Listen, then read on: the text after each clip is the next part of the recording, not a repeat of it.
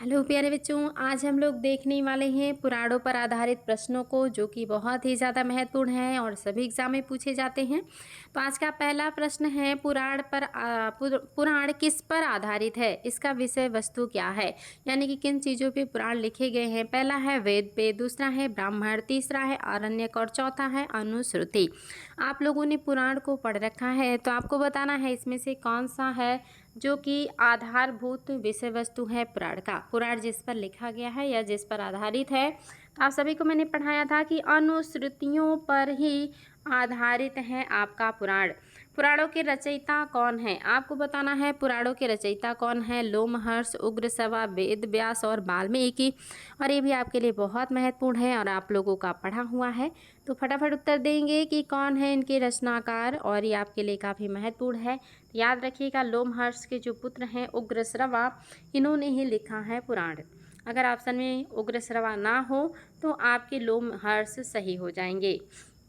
पुराणों का संकलन अंतिम रूप से किस काल में हुआ था, बहुत ही महत्वपूर्ण प्रश्न है। पहला है मौर्य, दूसरा है गुप्त, तीसरा है सातवाहन और चौथा है शुंग। फटाफट उत्तर दीजिएगा, पुराणों का संकलन अंतिम रूप से किस काल में हुआ था, और ये भी आपके लिए बहुत ही महत्वपूर्ण है। तो आपका जो सही है वो है ऑप्शन नंबर 2, बिल्कुल सही हो जाएगा। गुप्त काल में ही अंतिम रूप से जो पुराण है इनका संकलन हो गया था। नेक्स्ट क्वेश्चन है आपके सामने, पुराणों की विषय वस्तु कितनी है। पुराणों का जो विषय वस्तु है वो कितना है, आपको ये बताना है। पहला है आपका 3, दूसरा है 4, तीसरे में है 5 और चौथे में है 6। और आप सभी ने पढ़ा है कि पुराणों के जो विषय हैं वो 5 बताए गए हैं। 5 विषय हैं इसके, याद रखिएगा, मैंने पढ़ाया है आप लोगों को 5 विषय के बारे में। पुराणों का विषय कौन सा, पुराणों के विषय में कौन सा शामिल है, कौन सा है जो पुराणों के विषय में शामिल है। पहला है सर्ग, दूसरा है प्रतिसर्ग, तीसरा है वंश और चौथा है सभी। क्या ये सभी पुराणों में शामिल हैं, और आप सभी को ये सारी चीज़ें पता होनी चाहिए, बिकॉज आप लोग ये डिटेल क्लास में पहले ही पढ़ चुके हैं। 10 मिनट की क्लास में ये सारी चीज़ें मैंने पढ़ाई हैं कि आपके सर्ग, प्रतिसर्ग, मन्वंतर, वंशानुचरित, ये सारे 5 विषय हैं आपके पुराणों के। तो ये सारे पुराणों के विषय वस्तु में शामिल हैं। नेक्स्ट क्वेश्चन है आपके सामने, महायुगों का वर्णन पुराण के किस विषय में है।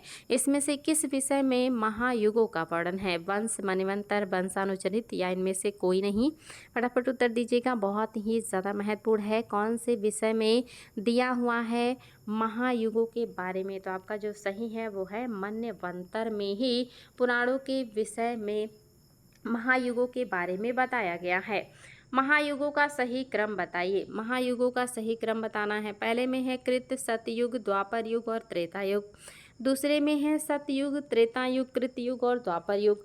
तीसरे में है कृतयुग, जिसको सतयुग कहा जाता है, त्रेता युग, द्वापर युग और कलयुग। और चौथे में है उपरोक्त में से कोई नहीं। फटाफट उत्तर दीजिएगा, बहुत ही महत्वपूर्ण है, आयोग ने कई बार पूछा हुआ है। तो आप सभी को ये बिल्कुल और बिल्कुल पता होना चाहिए कि कृतयुग को ही सतयुग कहा जाता है। इसके बाद त्रेता युग आता है जब राम का जन्म हुआ था। इसके बाद द्वापर युग आता है जब कृष्ण का जन्म हुआ था। और इसके बाद कलयुग आता है जिसके बाद संसार का विनाश हो जाएगा। ऐसा जो है सुनने को मिलता है या हमारी धार्मिक पुस्तकें कहती हैं। नेक्स्ट क्वेश्चन, प्राचीन राजकुलों के इतिहास की जानकारी कितने पुराणों से चलती है, बहुत ही महत्वपूर्ण क्वेश्चन है। प्राचीन राजकुलों की इतिहास के बारे में जो जानकारी है ये कितने पुराणों से मिलता है, 4, 5, 6 या 7। और आप सभी को ये सारा मैंने डिटेल क्लास में पढ़ाया है, तो याद रखिएगा ऑप्शन नंबर 2 बिल्कुल सही है। 5 ऐसे आपके पुराण हैं जो कि आपके राजाओं के राजकुलों के बारे में बताते हैं। मौर्य राजवंश की जानकारी किस पुराण से चलती है, ये क्वेश्चन भी बहुत ही ज़्यादा महत्वपूर्ण है। पहला है मत्स्य पुराण, दूसरा है विष्णु पुराण, तीसरा है वाराह पुराण और चौथा है वायु पुराण। फटाफट दीजिएगा उत्तर, आपके सामने है 4 ऑप्शन। और आप सभी को पता होना चाहिए कि जो आपका मौर्य साम्राज्य है इसके बारे में पता हमें विष्णु पुराण से चलता है। ये क्वेश्चन आपके लिए बेहद इंपॉर्टेंट है, इसको ध्यान दीजिएगा। नेक्स्ट क्वेश्चन है, गुप्त वंश की जानकारी किस पुराण से मिलती है। ये क्वेश्चन भी बहुत ही ज़्यादा शानदार है। वायु पुराण, मत्स्य पुराण, स्कंद पुराण या भागवत पुराण। और आप सभी को बच्चा लोग पढ़ाया है मैंने कि आपका जो सही है वो क्या हो जाएगा, वायु। मैंने कहा था वायु गुप्त होता है, दिखाई नहीं देता, तो ये किससे जुड़ा होगा, गुप्त वंश से ही जुड़ा होगा। नेक्स्ट देखिए, राजाओं की वंशावली का वर्णन कितने पुराणों से चलता है, कितने पुराणों के अध्ययन से आपको पता चलता है कि जो है राजाओं की वंशावली क्या है। पहले में है 4, दूसरे में है 5, तीसरे में है 6 और चौथे में है 7। तो बहुत ही आसान लेकिन महत्वपूर्ण आप सभी को मैंने बताया था कि 5 ऐसे पुराण हैं जिनसे राजाओं के राजकुलों के बारे में और राजाओं के वंशावली के बारे में पता चलता है। नेक्स्ट क्वेश्चन है आपके सामने, सातवाहन वंश की जानकारी किस पुराण से मिलती है? पहला है मार्कंडेय पुराण, दूसरा है ब्रह्मांड पुराण, तीसरा है मत्स्य पुराण और चौथा है वाराह पुराण। इसमें से किस पुराण से पता चलता है सातवाहन वंश के बारे में? और ये भी आपके लिए बहुत ही ज़्यादा महत्वपूर्ण है, निश्चित ही बहुत ही ज़्यादा महत्वपूर्ण है, इसलिए याद रखना है आप लोगों को। मत्स्य पुराण से ही पता चलता है सातवाहन राजवंश के बारे में। मैंने आपको बताया था कि पहले जो ब्राह्मण होते थे वो मछलियाँ नहीं खाते थे, और आपका जो सातवाहन वंश है ये भी ब्राह्मणों का ही राजवंश है, जिसमें गौतमीपुत्र सातकर्णी खुद को एका ब्राह्मण सर्वश्रेष्ठ ब्राह्मण कहते हैं। नेक्स्ट क्वेश्चन है आपके सामने, नागवंश और वाकाटक राजवंश की जानकारी किस पुराण से चलती है? कौन सा पुराण है जो नागवंश और वाकाटक राजवंश के बारे में बताता है? वेरी वेरी इंपॉर्टेंट क्वेश्चन है, आप सभी को इसके बारे में बताना है। तो आपके सामने है ऑप्शन भागवत पुराण, स्कंद पुराण, ब्रह्मांड पुराण और इनमें से कोई नहीं।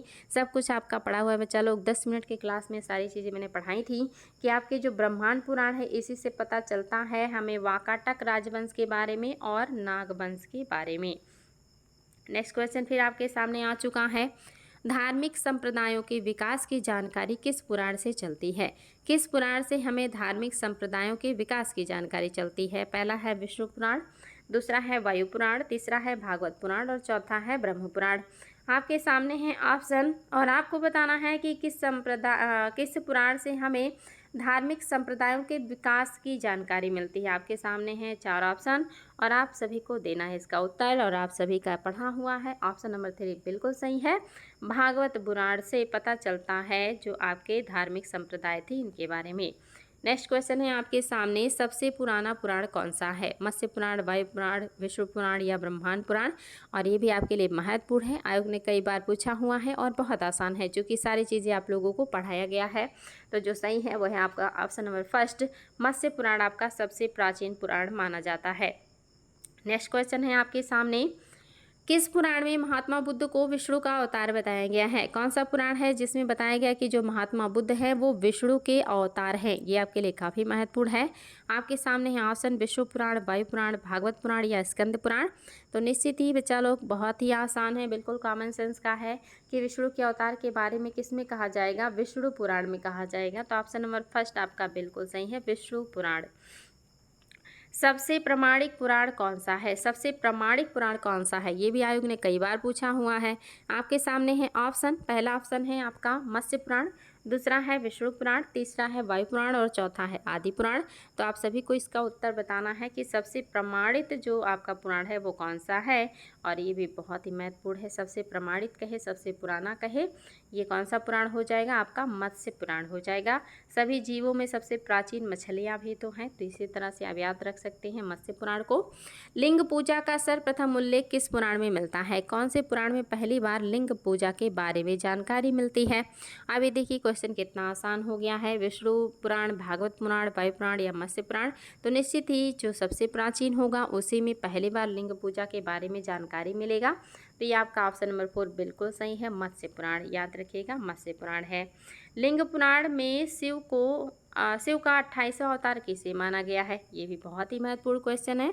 इनमें से कौन से व्यक्ति हैं जिन्हें 28वां अवतार माना गया है शिव का लिंग पुराण में? आपका पहला ऑप्शन है बुद्ध, दूसरा है महावीर, तीसरा है लकुलिश और चौथा इनमें से कोई नहीं।